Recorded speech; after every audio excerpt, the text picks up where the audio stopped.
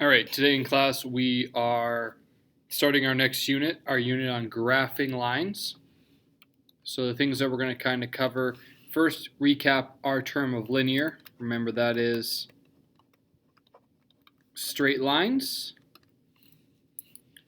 They have to have that constant slope. That brings us to our next word, our slope. We've dealt with this over our last unit as well. Slope was that rise over run. Excuse me. Rise over run. It controls the steepness of our line. And then y-intercept. This is where our line starts. It's always 0, comma something. So in this case, b. So when we look at our slope-intercept form, that plus b at the end is our y-intercept. It's where our line passes through,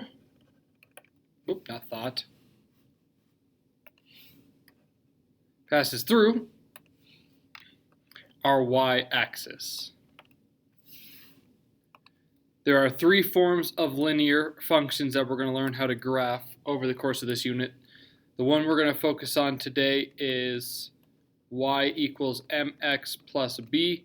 That was slope-intercept form.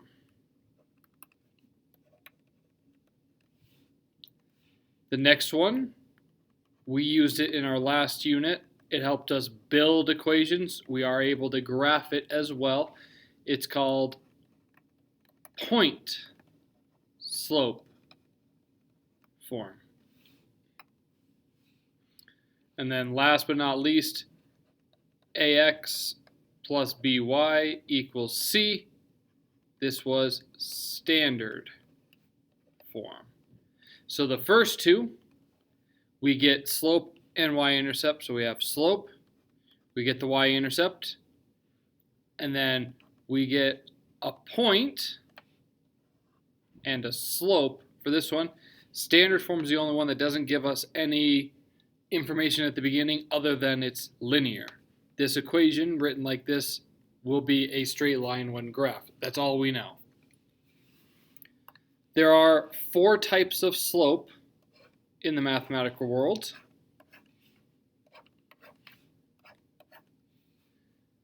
Those four types, the first one is when a line rises from left to right. This is positive. When a line falls from left to right, this is negative. We always read graphs from left to right, so we never have to worry about up or down. Because if we were to argue the point, we could say that this red line decreases if we go like saying we were going down the line that way. It is definitely decreasing, but we always read graphs from left to right, and that's how we know it's increasing. This one's decreasing. The next type of slope is when it's perfectly flat. It's called zero slope. It is not a no slope. It's a zero slope because it has zero rise and run, or zero rise, I should say, I'm sorry, but it still runs left and right. So we have some number, maybe it's a 1, 2, something on the bottom. Depends on where our dots in question are. We didn't go up or down, but we did go left and right. And then the last one is a perfectly vertical line. We do know that this is not a function because it doesn't pass the vertical line test. And that's where it gets its name. It's an undefined slope. That's because in this one, 0 is on the bottom, and it's impossible to have 0 on the bottom of a fraction in math. You cannot divide by 0. It's the only thing in math that no one is able to do. So our main focus today was graphing these lines using slope-intercept form today. So we have 3/4 x minus 4. We start here, down 4. We then use this as our rise over run, so that's telling us to move up and right in this case, because they're both positive, up 3, right 4. 2 points is the absolute minimum. More points is better. I'm only able to get 2 points for this particular graph. We connect them with a nice line. And we've graphed our line. Our next example, I'm going to take some information away. We have negative 2x plus 5. Excuse me, I'm sorry. With that negative 2x plus 5, we're missing this number underneath the 2. We're missing the run of our slope. We can actually put it over 1 to bring it back. We start again up 5. 1, 2, 3, 4, 5. Then we go down 2 because it's negative, right 1. And we can repeat that pattern all the way over. Since I don't have access to a ruler, I can grab my straight line tool up here, but it's just quicker for me to use my pen. More dots are better, that way I can draw a straighter line without a ruler. That's kind of something that I saw over the years of teaching, as well as with you guys on our test.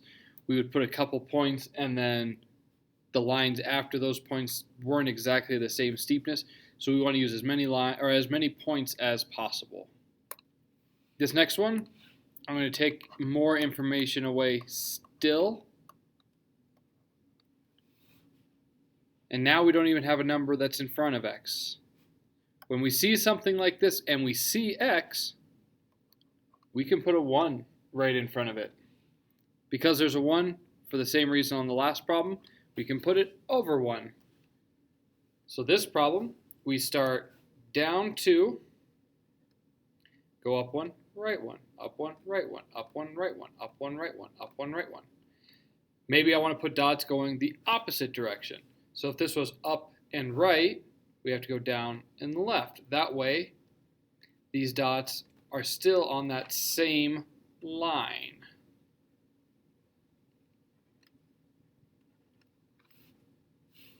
And then the last one, this one, for whatever reason, is the most missed question every year. I put it on the test. I tell you it's on the test. We practice it. We still get caught up on it. It is now missing almost all the information. Just like the previous problem, I have x, which means I get to put a 1, and in that case a 1 over 1 in front of it. So we know how we're going to move on the graph. Now what we don't know is, where do we start? There's always stuff being added onto the end of these equations, even if we don't see it. So the only thing we can add onto this that won't change the equation is a plus 0. We can add 0 all we want. So that means this line starts at 0, goes up 1, right 1. And then down 1, left 1 if we want to put dots going the other way.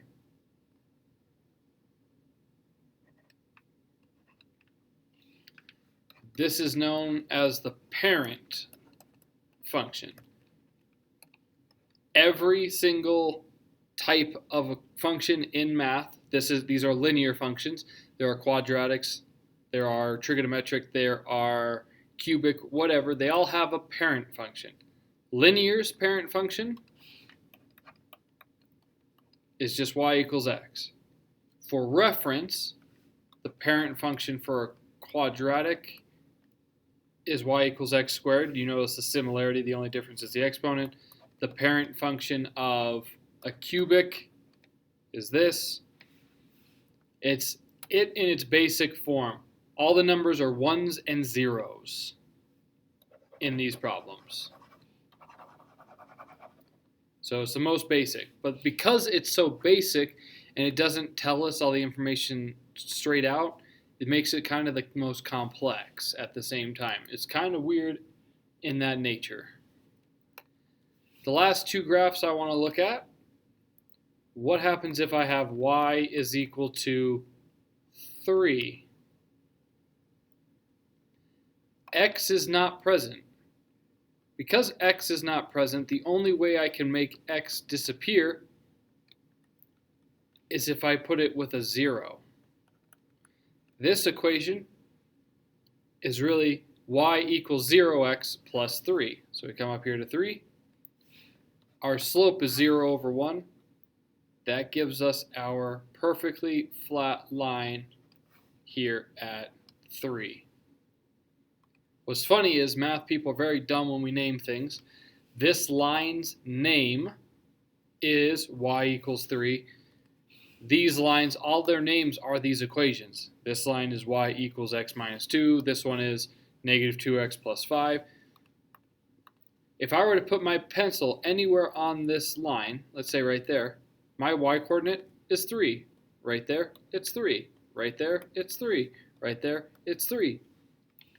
This equation is basically saying y is 3. We draw like that. So if I had a graph x is equal to negative 2, it would be a perfectly vertical line right here at negative 2. For one challenge graph, what happens if our start value, for instance, is a decimal? So it doesn't change how we approach the problem. We still start up 3, but now 3.5 right there. My slope is down 2 right 1, negative 2 over 1. So starting at this line, I have to go down 2 boxes, 2 units. So I go down, there's 1, down 2. I just go from 1/2 to the next half. And then go over 1. So there's our next dot. 1, 2 over 1, 1, 2 over 1. And we make our line. Not my best line there. Try that again. So 1, 2. Let's put some more dots on there so I can be even more accurate. And that's graphing slope-intercept form.